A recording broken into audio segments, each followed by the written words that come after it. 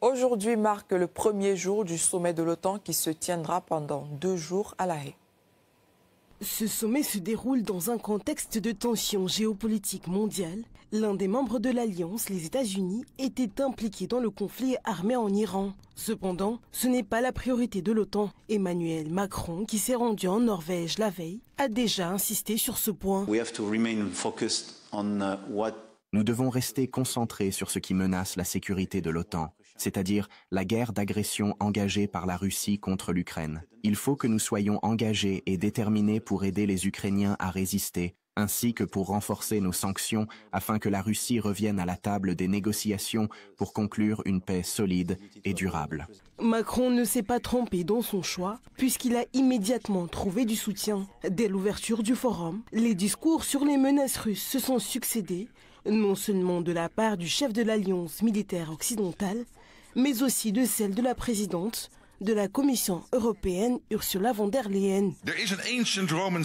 Une ancienne maxime romaine dit « Si tu veux la paix, prépare-toi à la guerre ». Il s'agit d'une idée très simple. Renforce tes défenses, un point que personne n'ose t'attaquer. Aujourd'hui, l'avantage militaire de l'OTAN est agressivement défié par la Russie, qui se réarme rapidement et qui est soutenu par les technologies chinoises et armé avec des équipements militaires iraniens et nord-coréens. Nous savons que dans les 5 prochaines années, la Russie sera capable de tester nos engagements mutuels dans le domaine de la défense. D'ici 2030, l'Europe doit avoir tout ce qui est nécessaire pour assurer une dissuasion fiable. C'est ce que nous appelons Readiness 2030. Mais pour cela, nous devons tous changer notre façon de penser. Nous devons être prêts à sortir de notre zone de confort, ainsi qu'à explorer de nouvelles façons d'agir, en combinant technologie et défense, civile et militaire en Europe et bien sûr au-delà de l'UE. Le sentiment anti-russe a été alimenté non seulement par Macron, mais aussi par le secrétaire général de l'Alliance. La raison invoquée est la nécessité de convaincre les gouvernements et les populations des États membres du besoin d'augmenter les dépenses de défense de 2% à 5% du PIB, comme l'exige Trump. Cette militarisation ne passera pas inaperçue à Moscou. C'est une alliance qui engendre de l'agression et de la confrontation. Ce n'est pas un instrument de paix et de stabilité, il faut le comprendre. Là, cet instrument, cette alliance, a parmi ses objectifs principaux de prendre une décision sur l'augmentation des dépenses jusqu'à 5% du PIB des pays membres de l'alliance. L'alliance avance résolument sur la voie d'une militarisation effrénée. L'Europe suit cette voie de militarisation effrénée. C'est la réalité à laquelle nous sommes confrontés et dont il était question. Zelensky est également venu au sommet. Après avoir échoué lors du dernier sommet du G7, il espère obtenir du matériel militaire et enfin rencontrer Donald Trump qui participera également au sommet. En outre, il affirme également que la menace russe pourrait s'intensifier. La Russie envisage même de nouvelles opérations militaires sur le territoire de l'OTAN, c'est-à-dire sur celui de vos pays. C'est en Ukraine que cette guerre se poursuit pour l'instant. Il faut donc bien se préparer pour être prêt. Il est certain que nous devons arrêter Poutine maintenant et en Ukraine, mais il faut comprendre que ses objectifs dépassent l'Ukraine. Donald Trump est arrivé à La Haye pour le sommet et Zelensky ne veut certainement pas manquer l'occasion de le rencontrer et de lui demander de nouvelles livraisons d'armes. La question de l'augmentation des dépenses et du conflit au Moyen-Orient préoccupe actuellement davantage Trump que l'Ukraine, mais les Européens persuaderont certainement le président américain de soutenir Kiev et d'exacerber les relations avec Moscou. En France, la survie du gouvernement Bayrou est de nouveau en jeu. Le Parti socialiste a prévenu qu'il irait, je cite, vers la censure si le Premier ministre ne donnait pas le dernier mot au Parlement sur la réforme des retraites. Le point avec Nadège Abderrazak. Ils ont mis leurs menaces à exécution. Après l'échec du conclave sur les retraites, les socialistes annoncent le dépôt d'une motion de censure contre le gouvernement de François Bayrou. Les députés de gauche demandaient en vain à ce que le Parlement puisse se prononcer sur la réforme à 64 ans, adoptée sans vote en 2023. Monsieur le Premier ministre, je vous cite le 14 janvier 2025 lors de votre déclaration de politique générale. J'ai la conviction que nous pouvons rechercher une voie de réforme nouvelle sans aucun totem ni tabou, pas même l'âge de départ à la retraite. Le 16 janvier 2025, par écrit, je vous cite encore, si les partenaires sociaux ne parviennent pas à un accord global, nous présenterons néanmoins les avancées issues des travaux des partenaires sociaux. Nous présenterons sur cette base un nouveau projet de loi. Ainsi, l'impératif de réforme pourra être satisfait dans une démarche de justice. Le Parlement aura, en tout état de cause, le dernier mot. Monsieur le Premier ministre, ma question était simple. Le Parlement aura-t-il le dernier mot, y compris sur la mesure d'âge et sur l'équilibre de notre système des retraites? Vous ne m'avez pas répondu cette semaine, comme vous y avez déjà dit non la semaine dernière. Monsieur le Premier ministre, le respect de la parole donnée est à la base même de notre régime démocratique. Vous avez pris des engagements pas tenus sur ce sujet comme sur bien d'autres. Cela nous contraint, Monsieur le Premier ministre, à déposer une motion de censure contre votre gouvernement. Après avoir sauvé sa peau l'hiver dernier en succédant à Michel Barnier, François Bayrou avait convaincu les socialistes de lui accorder une chance. En échange, il promettait de rediscuter de l'âge de départ à la retraite. 4 mois de discussion pour rien. Le Premier ministre, qui a reçu ce matin les partenaires sociaux à Matignon, s'est dit ne pas se satisfaire de l'échec du conclave sur les retraites si près du but. Quel que soit le chemin législatif ou réglementaire que nous prendrons, il est pour moi inacceptable de laisser détruire l'équilibre financier si difficile à trouver dont nous avons le plus urgent besoin. Nous ne pouvons pas continuer à compromettre l'avenir des travailleurs d'aujourd'hui et des générations de travailleurs de demain en reportant sur les générations suivantes les déficits que nous causons tous les jours. Donc le travail des parlementaires est justifié, l'engagement de chacun est justifié, mais notre responsabilité, c'est de rétablir l'équilibre du régime de retraite. Emmanuel Macron s'est aussi exprimé sur le sujet ce mardi. Il appelle les partenaires sociaux à trouver une solution. Les partenaires sociaux doivent aller au-delà des désaccords qui persistent et à trouver ensemble une solution qui soit bonne pour le pays. François Bayrou a tout à fait raison de s'engager et d'insister sur l'importance d'un accord. Cet échec du conclave sur les retraites n'est pas une surprise pour la France insoumise. Mathilde Panot, la chef des députés insoumis à l'Assemblée nationale, tire à boulet rouge sur François Bayrou et se dit prête à voter la motion de censure. L'autre actualité importante du jour, c'est évidemment la mascarade de conclave qui, après 116 jours de débat, s'est enfin terminée. Comme nous l'avions prédit, avec un droit de veto du MEDEF, ce conclave se termine sans accord et montre que la méthode Bayrou est un échec monumental qui visait uniquement à se sauver de la censure en février dernier. Et alors qu'en avril 2025, il était encore démontré que 3/4 des salariés et 2/3 des Français sont toujours opposés à la retraite à 64 ans, nous redisons qu'il faut laisser l'Assemblée nationale voter et abroger immédiatement leur réforme qui a volé 2 ans de vie aux Français et évidemment censurer Bayrou qui a utilisé ce conclave pour réhabiliter l'idée de retraite casino par capitalisation. Pour que cette motion de censure passe, elle doit recueillir les voix du Rassemblement national.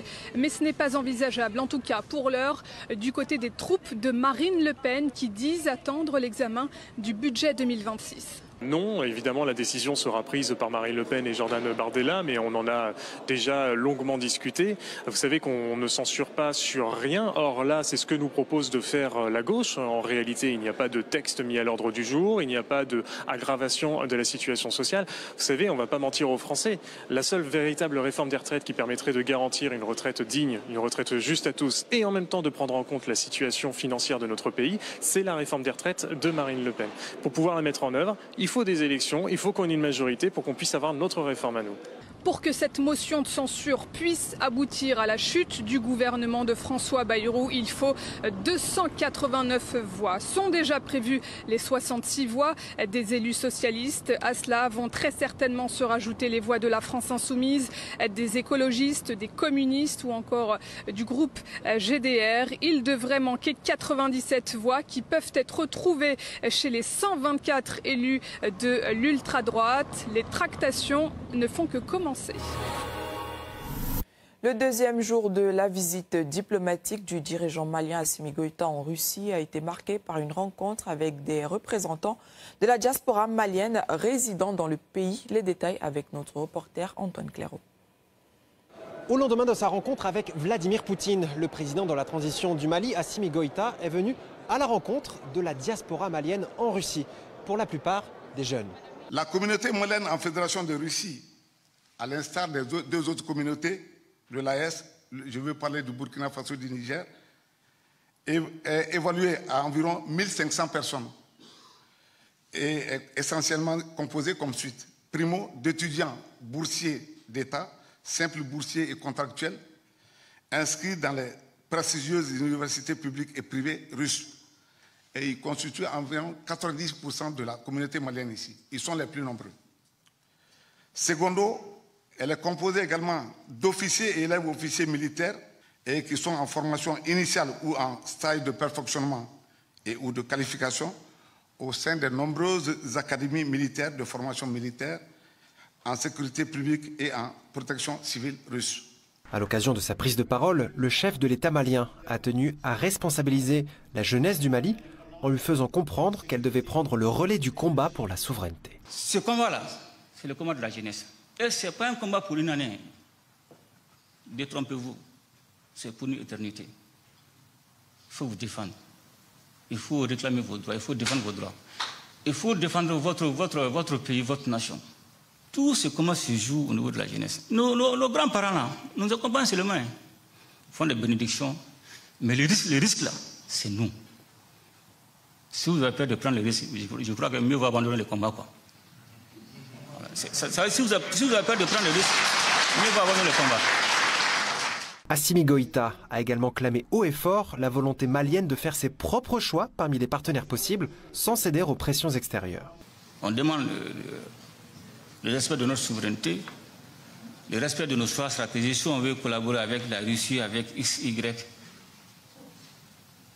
qu'on ne parvient pas à nous imposer. Non, vous n'êtes pas autorisé à fréquenter la Russie, vous n'êtes pas autorisé à fréquenter XY. Ça, c'est de l'esclavage. Il ne faut pas accepter ça. Et ce partenariat avec la Russie est spécial. Les jeunes Maliens venus pour l'occasion en sont bien conscients. C'était un partenariat au fait que nous n'avons jamais eu auparavant avec d'autres États européens d'abord. C'était un partenariat qui, on dirait, gagnant-gagnant, qui il a été mentionné beaucoup plus la partie respect entre partenaires.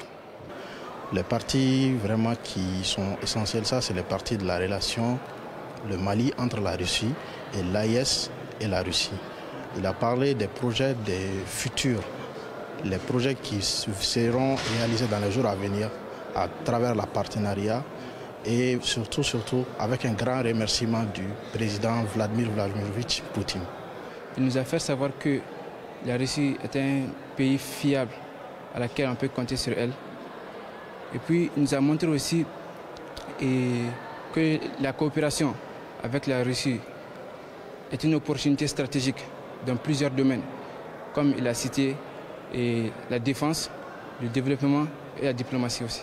Dans son message aux jeunes Maliens expatriés en Russie, Assimi Goïta a également tenté de donner confiance à cette jeunesse. Il a fait savoir à la jeunesse d'avoir l'esprit fort et tranquille, que tout ira bien et de ne jamais abandonner, d'avoir la confiance en soi. Nous devons avoir un mental d'acier pour pouvoir surmonter aux obstacles qui subissent nos pays de nos jours, donc pour pouvoir un jour défendre l'intégrité de notre territoire. Beaucoup de jeunesse est tombée dans la panne mentale. Personne n'a confiance en lui-même. Donc il a donné ce message. Ce message est un message de confiance qui peut nous aider à avancer. Le public ici rassemblé a donc vu ses attentes comblées par le président du Mali, qui est aussi, rappelons-le, à l'heure actuelle le président de la Confédération des États du Sahel. La dynamique enclenchée entre le Mali et la Russie, c'est ce qui a aussi en grande partie permis aussi qu'on aille même dans cette dynamique AES qui est fondée sur la sécurité. C'est vrai qu'en tant que président de la Confédération des États du Sahel, il y a eu des échanges aussi qui ont tourné autour de cette question, la nécessité d'institutionnaliser aussi des rencontres entre la Russie et la Confédération AES. Au mois d'avril dernier déjà, nous avons eu, avec le ministre Lavrov et les 3 ministres des Affaires étrangères de l'AES, nous avons établi un cadre de dialogue.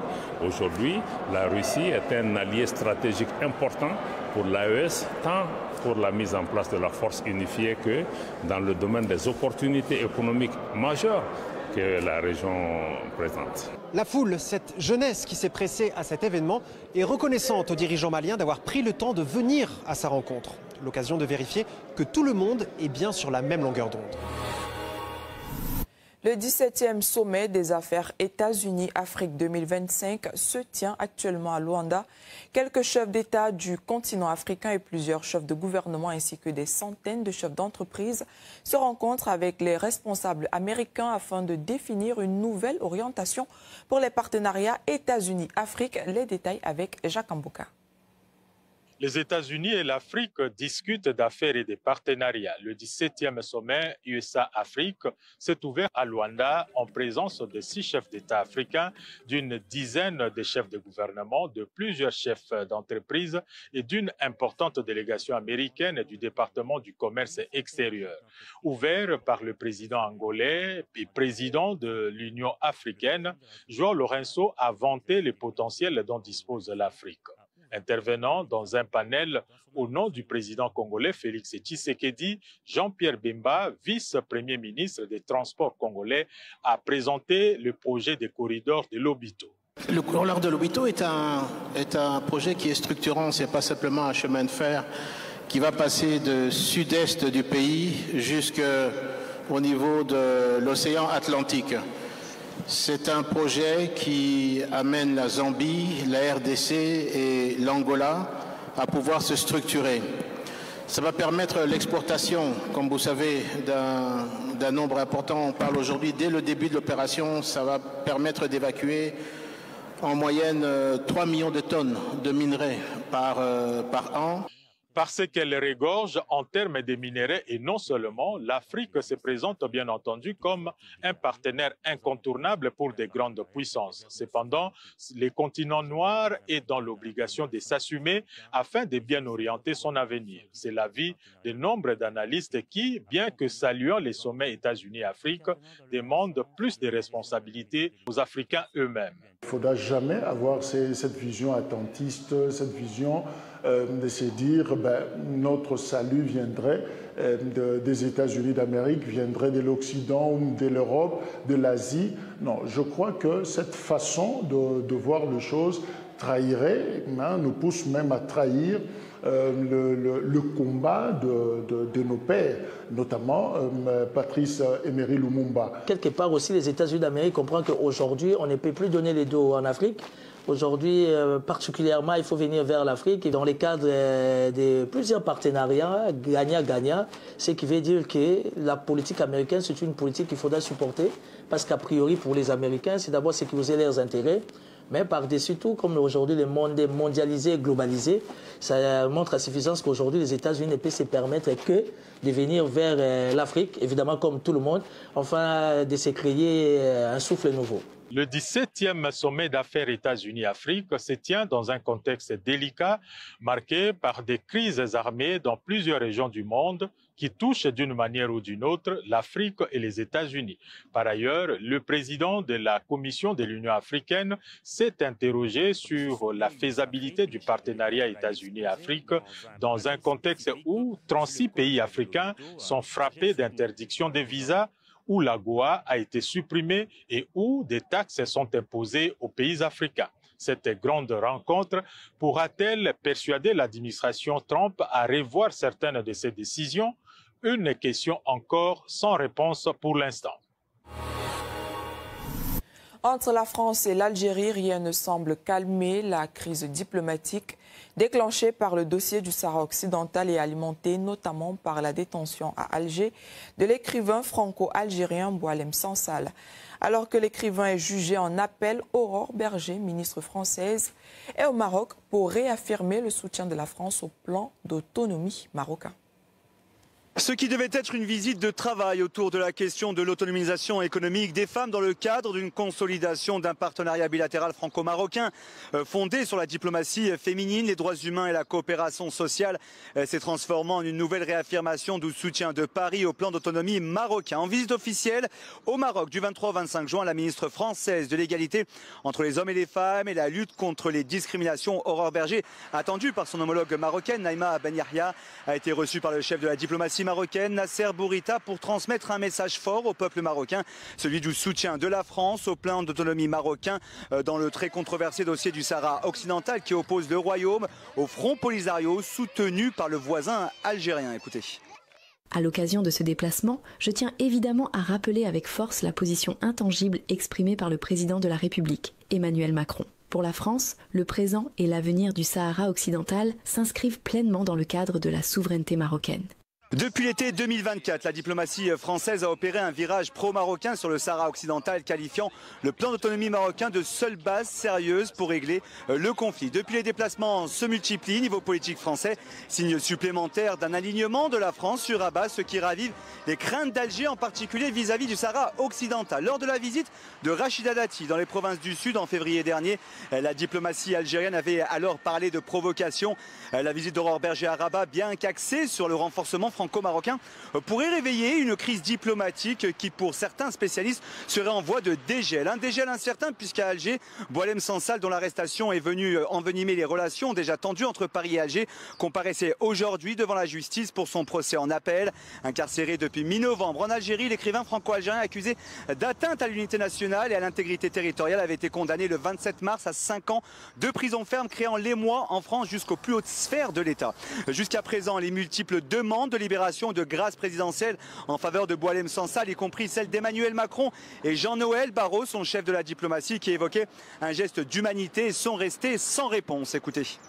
La détention de Boualem Sansal est injustifiable au regard des charges aberrantes qui pèsent sur lui, au regard de son âge et de son état de santé. C'est pourquoi nous avons plaidé, le président de la République l'a fait, je l'ai fait lorsque je me suis rendu à Alger, pour un geste d'humanité. Je souhaite que ce geste d'humanité puisse advenir, car Boualem Sansal n'a pas à être victime des tensions qui peuvent exister entre les autorités françaises et les autorités algériennes. Une crise diplomatique qui s'enlise entre Paris et Alger. Aucun signe d'apaisement ou de négociation à l'horizon, alors que le tribunal d'Alger vient de requérir 10 ans contre Boualem Sansal lors de son procès en appel. Le verdict sera rendu mardi 1er juillet et pourrait marquer un tournant dans les relations franco-algériennes. Camille Sari, économiste, essayiste et auteur, pointe la raison pour laquelle les relations actuelles entre Paris et Alger ne se présentent pas sous leur meilleur jour. La France a considéré, peut-être sous la pression des soutiens du Maroc, il a considéré qu'il faut revenir à la nature classique de relations entre la France et le Maghreb, à savoir privilégier la relation avec le Maroc. Pourquoi ? Parce que depuis l'indépendance du Maroc, le roi Mohamed V et puis son fils Hassan II qui lui a succédé, se sont tournés résolument vers le camp occidental, États-Unis, France, etc. Et après l'indépendance de l'Algérie, l'Algérie s'est tournée vers le camp soviétique, vers à l'époque l'URSS, et a gardé cette relation puisqu'il y a beaucoup de militaires qui ont été formés à Moscou, en Russie. Il y a des bonnes relations entre ces deux camps, on peut dire. Et l'Algérie a toujours défendu les thèses anticoloniales, les thèses nordistes.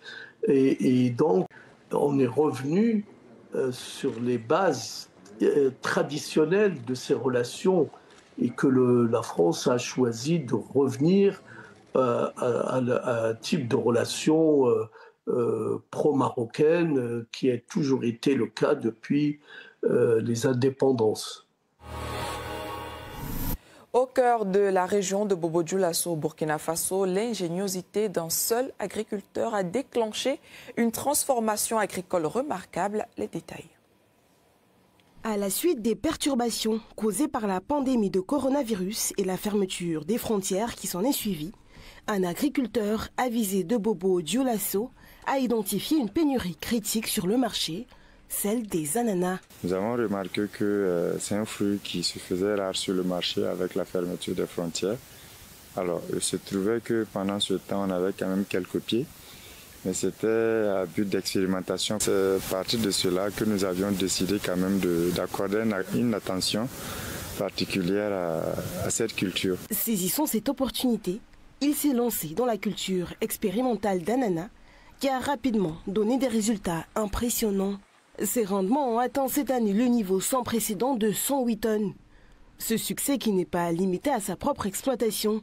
Il a encadré d'autres agriculteurs qui ont ensuite réussi à obtenir eux aussi des rendements considérables témoignant ainsi de son expertise et de son esprit de collaboration. Cette production exceptionnelle se traduit par des gains financiers significatifs. Progressivement, on est parti de 40 à 45 tonnes à l'hectare. Et cette année, nous avions pu franchir notre chose, on va dire, battre notre propre record. Et nous avions pu obtenir 108 tonnes à l'hectare, ce qui est assez inédit. Et nous avions même pu encadrer d'autres producteurs qui étaient à leur première expérience, qui ont pu faire 86 tonnes, je pense, à l'hectare. Par rapport au marché de Burkina, cette quantité, vous pouvez la vendre autour de 20 à 25 millions, voire 30 millions, si vous avez pu quand même accéder aux consommateurs directs. Le programme Offensive agro-pastorale et halieutique du président Ibrahim Traoré, lancé en 2023, encourage activement la culture de l'ananas comme élément essentiel de la stratégie du Burkina Faso, visant à atteindre l'autosuffisance alimentaire et la croissance agricole. Cependant, malgré le soutien national, l'agriculteur pionnier reconnaît les défis à relever. Il souligne la nécessité d'une aide gouvernementale. Il y a beaucoup d'intrants agricoles qu'il faudra, pour importer, il faut des autorisations et au niveau de notre seule ferme, on ne peut pas faire tout cela, donc les autorités pourront nous appuyer éventuellement dans ce sens. Donc on demande aussi si le gouvernement arrivera toutefois à subventionner ces engrais-là, comme les autres engrais subventionnés pour les autres cultures. Ça sera vraiment un grand ouf pour les jeunes producteurs de l'ananas. La réaction des consommateurs burkinabés a été extrêmement positive. Les ananas cultivés localement sont appréciés par leur saveur sucrée et leur qualité supérieure, surpassant les importations provenant des pays voisins. La demande a largement dépassé l'offre, preuve de la popularité du produit et du potentiel d'expansion de ce secteur en plein essor. Avant, on mangeait de l'ananas de Côte d'Ivoire et du Bénin. Aujourd'hui, nous mangeons de l'ananas burkinabé car il est plus sucré. C'est comme boire un jus pressé.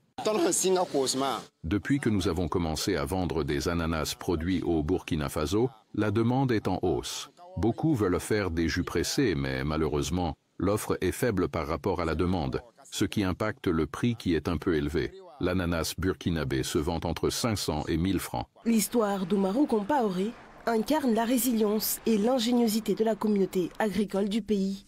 Ces réalisations exceptionnelles, associées à la demande croissante d'ananas produits localement, sont le signe d'un avenir prometteur pour le secteur agricole du Burkina Faso.